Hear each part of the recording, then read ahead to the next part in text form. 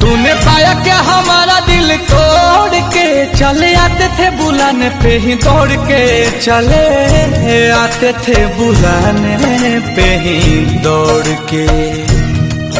फिर गए मुँह हमसे क्यों मोड़ के, गए मुँह हमसे क्यों मोड़ के, गए आखिरी निशानी जो तू छोड़ के।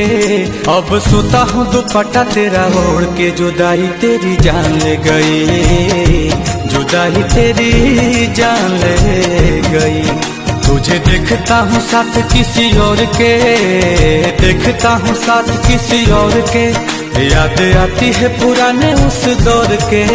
अब सोता हूँ दुपट्टा तेरा ओढ़ के, जुदाई तेरी जान ले गई, जुदाई तेरी जान ले गई। जब देखता हूँ साथ किसी